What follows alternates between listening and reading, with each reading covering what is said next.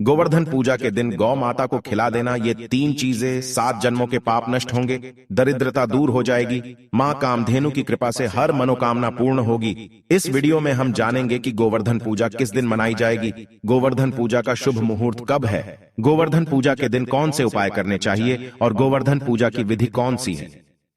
दोस्तों, यह जानकारी शास्त्रों में बताई गई है। अगर आपको यह जानकारी पसंद आ जाए तो वीडियो को लाइक जरूर कर देना और कमेंट में जय गौ माता और जय श्री कृष्ण जरूर लिख देना।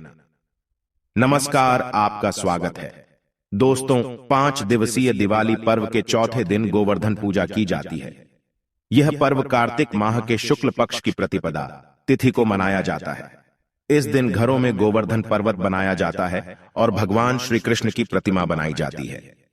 इस साल गोवर्धन पूजा की तिथि को लेकर लोगों में भ्रम की स्थिति उत्पन्न हो गई है। इस बार कार्तिक माह के शुक्ल पक्ष की प्रतिपदा तिथि की शुरुआत 13 नवंबर दिन सोमवार को दोपहर 2:56 से हो रही है और समापन अगले दिन 14 नवंबर दिन मंगलवार को दोपहर 2:36 पर होगा।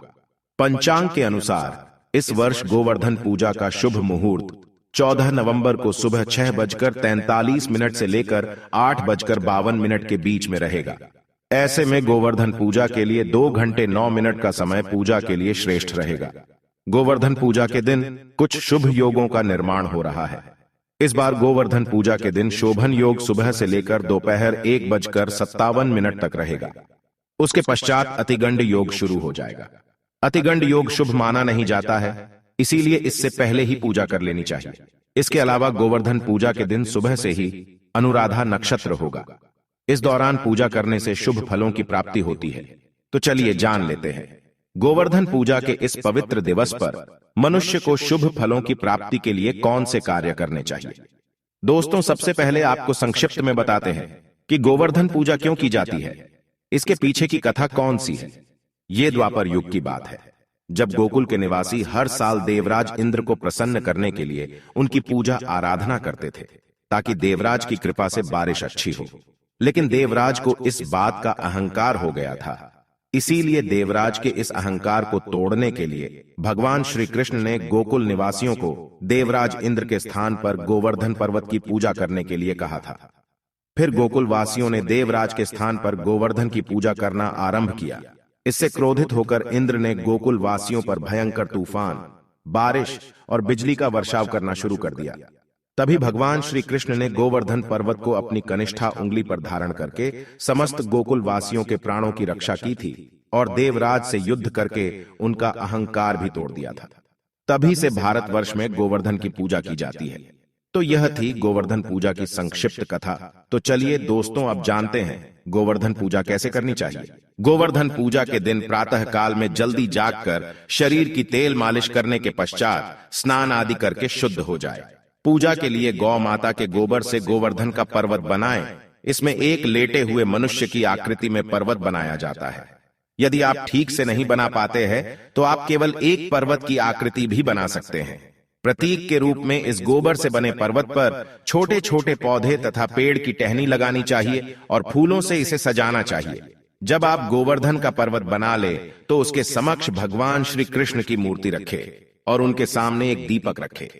उसके बाद पात्र में दूध, दही, गंगा जल, शहद आदि चीजें डालकर पूजा करें। अगर आपके घर में गाय है तो यह सर्वोत्तम होगा। आप गाय को स्नान कराएं और गौ माता की विधिवत पूजा करें। इसके साथ ही अगर आप गाय का पूजन करके उसका श्रृंगार करते हैं तो गौ माता अधिक प्रसन्न होंगी। इस दिन गौ माता के सींगों पर घी लगाना चाहिए। इस दिन गाय को स्नान कराना चाहिए। उन्हें सिंदूर, पुष्प की माला आदि से सजाना चाहिए। दोस्तों, हमारे प्राचीन धर्म ग्रंथों में गाय को एक अत्यंत महत्वपूर्ण और पवित्र पशु माना जाता है। शास्त्रों में गाय को माता कहा गया है और समस्त देवी देवता इनका पूजन करते हैं। गौ के 6 अंग गोबर, मूत्र, दुग्ध, दधि और घृत ये अत्यंत पवित्र और शुद्धि के साधन भी हैं। गोबर से बिल्व वृक्ष उत्पन्न हुआ, उसमें लक्ष्मी विद्यमान है, इसलिए इसे श्री वृक्ष कहा जाता है। गोबर से ही कमल के बीज उत्पन्न हुए हैं। गोमूत्र से गुग्गुल की उत्पत्ति हुई है, जो देखने में प्रिय और सुगंधि युक्त है, जो सभी देवों का आहार है। संसार में मूलभूत गोदुग्ध से उत्पन्न है। सभी मांगलिक पदार्थ दही से उत्पन्न है। घी से अमृत उत्पन्न होता है। जो देवों की तृप्ति का साधन है। गाय से ही यज्ञ प्रवृत्त होता है। गौ माता के शरीर में 33 कोटि देवी देवताओं का निवास होता है। गाय एक अत्यंत पवित्र, निर्मल, शांत, निष्पाप जीव है। ऋग्वेद में इसे संसार का पालन पोषण करने वाली कामधेनु माता कहा गया है। इसके दर्शन मात्र से मनुष्य के हजारों पाप नष्ट हो जाते हैं। इसीलिए कभी इस निष्पाप गौ माता पर अत्याचार नहीं करना चाहिए। गाय को कभी मारना नहीं चाहिए और कभी उन्हें कष्ट नहीं देने चाहिए। गाय को मारना शास्त्रों में सबसे बड़ा पाप माना गया है। दोस्तों, भगवान श्री कृष्ण को गायों से विशेष लगाव था। उन्हें गौ माता बहुत अधिक प्रिय थी। श्री कृष्ण के अनुसार गायों की सेवा करना ही सर्वश्रेष्ठ धर्म है। इससे बड़ा पुण्य का कार्य संसार में दूसरा कोई नहीं। कलयुग की भविष्यवाणी करते हुए भगवान श्री कृष्ण कहते हैं कि कलयुग में जब धर्म का लोप हो जाएगा तब मनुष्य गाय की सेवा नहीं करेंगे। मनुष्य केवल दूध के लिए ही गाय को पालेगा। दूध के लिए वह गाय को बहुत कष्ट देगा, जिसके परिणाम स्वरूप कलयुग में पाप और अधर्म उसके चरम पर होगा। कलयुग के अंत का लक्षण बताते हुए श्री कृष्ण कहते हैं, जब संसार से गायें समाप्त हो जाएंगी तब कलयुग का अंत होगा। जो मनुष्य कलयुग में भी गाय की निस्वार्थ भाव से सेवा करेगा वह सुख समृद्धि प्राप्त करेगा। जो स्त्री रसोई में बनी पहली रोटी गौ माता को खिलाएगी वह सदा सुहागिन और सौभाग्यशाली रहेगी। जो लोग अपने घर में गाय से प्राप्त पंचगव्य को घर में रखेगा उसके घर में कभी दुख दरिद्रता नहीं आएगी। दोस्तों, हमारे धर्म के सभी शास्त्रों में गाय की सेवा को ही सर्वश्रेष्ठ माना गया है। जो व्यक्ति प्रतिदिन किसी न किसी तरह से गौ माता की सेवा करता है वह सबसे अधिक पुण्यवान बन जाता है। गांव में तो मनुष्य को गाय की सेवा करने का अवसर प्राप्त होता है, लेकिन शहरों में गाय के दर्शन आसानी से नहीं हो पाते हैं। इसीलिए मनुष्य को गौशाला में जाकर गाय की सेवा करनी चाहिए अथवा गौशाला के लिए दान धर्म करने चाहिए। इसके अलावा आप अपने घर में ही गौ माता की मूर्ति रखकर उनकी पूजा जरूर करें। इससे भी माता कामधेनु का आशीर्वाद प्राप्त होता है। शास्त्रों में गौ माता को मां लक्ष्मी का रूप माना गया है। इसीलिए उनकी पूजा करने से दरिद्रता दूर होती है। प्राचीन काल से ही गौ माता की सेवा और संरक्षण करने की परंपरा चली आ रही है।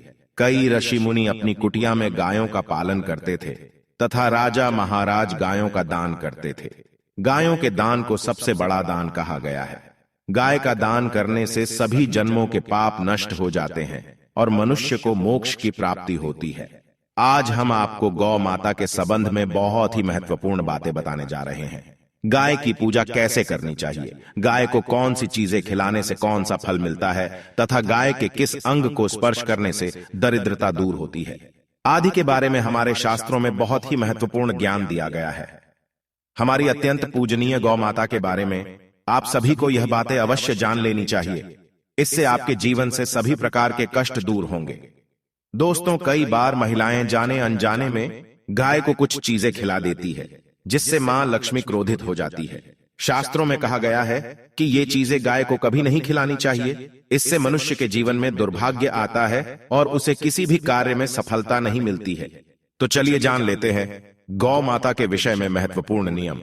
सबसे पहली बात है दोस्तों, गौ माता के दर्शन करना बहुत शुभ होता है। शास्त्र कहते हैं रोज सुबह गाय के दर्शन होने से पुण्य की प्राप्ति होती है और सुबह गोबर के दर्शन होने से लक्ष्मी की प्राप्ति होती है।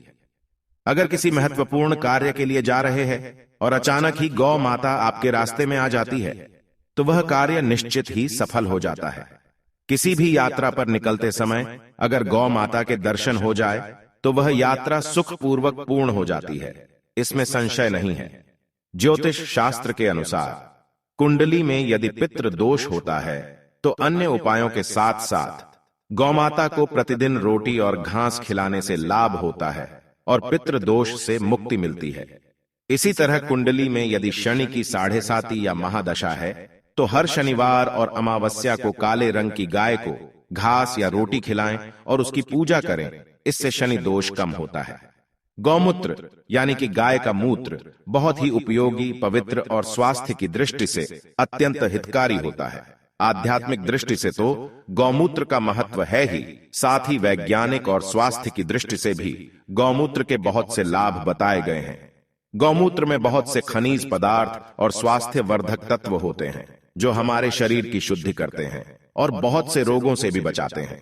साथ ही गौमूत्र छिड़कने से वातावरण में शुद्धता और पवित्रता व्याप्त हो जाती है। इसीलिए हमारे शास्त्रों में शरीर को निरोगी रखने के लिए प्रतिदिन गौमूत्र का सेवन करने तथा घर में गौमूत्र छिड़कने के लिए कहा गया है। कुंडली में शुक्र ग्रह की स्थिति को मजबूत करने के लिए ज्योतिष शास्त्र के अनुसार सुबह के भोजन में सबसे पहली रोटी निकालकर एक सफेद गाय को खिलाना शुभ माना जाता है। अगर आपकी कुंडली में बुध ग्रह कमजोर है या आपको किसी कारण इसके दुष्प्रभाव झेलने पड़ रहे हैं, तो हर बुधवार के दिन गाय को हरा चारा खिलाना शुरू कर दें। इससे बुध से जुड़े दुष्प्रभाव दूर होंगे और आपको तमाम समस्याओं का हल मिल जाएगा। अगर कुंडली में मंगल दोष है जिसके कारण आपके जीवन में कई तरह की परेशानियां हैं, तो लाल रंग की गाय की सेवा करें। मंगलवार के दिन गाय का पूजन करें और उसे गुड़ और चने आदि खिलाएं। बृहस्पति ग्रह को जीवन के सभी मांगलिक कार्यों का कारक माना जाता है। ऐसे में अगर किसी व्यक्ति के जीवन में विवाह आदि मांगलिक कार्यों में विघ्न निर्माण हो रहे हैं, तो उन लोगों को कुंडली में बृहस्पति ग्रह की स्थिति को मजबूत करने के लिए रोटी पर गुड़ और चने रखकर गाय को खिला देना चाहिए। इससे आपको शुभ परिणाम प्राप्त होते हैं। अगर घर में अशांति है, लड़ाई झगड़े होते रहते हैं, तो घर में सुख शांति बनाए रखने के लिए घर के अंदर गाय के गोबर से बने उपले को जलाना चाहिए और उसका धुआं संपूर्ण घर में फैलाना चाहिए। इससे घर की नकारात्मक ऊर्जा नष्ट होती है और सकारात्मक ऊर्जा में वृद्धि होती है। गाय के दूध, दही, घी, गोबर और गौमूत्र से बनने वाले मिश्रण को पंचगव्य कहते हैं। पंचगव्य को पापनाशक कहा जाता है और हिंदुओं की एक धार्मिक विधि प्रायश्चित करने में इसका उपयोग किया जाता है। पंचगव्य को बनाने वाली सभी वस्तुएं अत्यंत उपयोगी होती हैं, जो स्वास्थ्य के लिए लाभदायक तो है ही, साथ ही औषधीय गुणों से भी भरपूर है। दोस्तों, अगर आपके द्वार पर गौ माता आती है तो उसे बिना रोटी खिलाए जाने मत देना, नहीं तो आपको दुर्भाग्य का सामना करना पड़ेगा। क्योंकि जिसके द्वार से गाय बिना कुछ प्राप्त किए लौट जाती है, उसके घर से लक्ष्मी भी चली जाती है। प्रत्येक स्त्री को प्रतिदिन गाय के लिए एक रोटी बनानी चाहिए और प्रेम से गौ माता को खिलानी चाहिए। इससे गौ माता का आशीर्वाद प्राप्त होता है और मन की इच्छाएं पूर्ण होती है। कुछ लोग गौ माता को बासी भोजन अथवा जूठन खिला देते हैं। इसे शास्त्रों में पाप माना गया है। आप किसी अन्य पशु को खिला सकते हैं, लेकिन गाय को कभी जूठन नहीं खिलाना चाहिए। भूख लगने के कारण गौ माता उस अन्न को ग्रहण तो कर लेती है, लेकिन इसका पाप उस व्यक्ति को लगता है जो गौ माता को ऐसा बासी भोजन खिलाता है। गाय एक शाकाहारी और पवित्र पशु है, इसीलिए गाय के भोजन में कभी मांस, अंडे आदि चीजें नहीं डालनी चाहिए। ऐसा करने से महापाप लगता है। यदि आपकी कुंडली में चंद्र दोष है और जिसके कारण लगातार परेशानी उठानी पड़ रही है, तो आप ये एक उपाय जरूर करें। आप रोटी पर सफेद मक्खन, नमक और घी लगाकर गौ माता को खिला दें। यदि शनि दोष है तो आटे में थोड़े काले तिल मिलाकर रोटी बनाकर गौ माता को खिला दे। इससे शनि दोष समाप्त होता है। मंगल दोष को दूर करने के लिए रोटी पर हल्दी लगाकर गाय को खिलाना चाहिए। अगर घर में धन की समस्या है तो गुरुवार के दिन गाय को केले का फल खिलाना चाहिए। इससे दरिद्रता दूर होती है। दोस्तों, गौ माता के पीठ पर एक उभरा हुआ कूबड़ होता है। उस कूबड़ में सूर्य केतु नाड़ी होती है। जब भी आपके द्वार पर गौ माता पधारे, आप इस कूबड़ को एक बार जरूर स्पर्श करें। इससे आपके जीवन से सभी दुखों का अंत होगा और धन संपत्ति की प्राप्ति होगी। शास्त्रों में कहा गया है, जो मनुष्य तन मन धन से गौ माता की सेवा करता है, वह मृत्यु के बाद वैतरणी नदी को गौ माता की पूंछ पकड़कर पार कर लेता है। उस व्यक्ति की अकाल मृत्यु नहीं होती है और उसे मोक्ष की प्राप्ति होती है। जिस व्यक्ति के भाग्य की रेखा सोई हुई है, अगर वह व्यक्ति अपनी हथेली पर गुड़ रखकर गौ माता की जीभ से चटाता है, तो उसकी सोई हुई भाग्य रेखा खुल जाती है और उसका दुर्भाग्य सौभाग्य में परिवर्तित हो जाता है।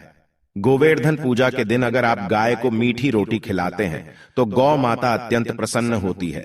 गाय को मां कामधेनु का रूप ही माना जाता है।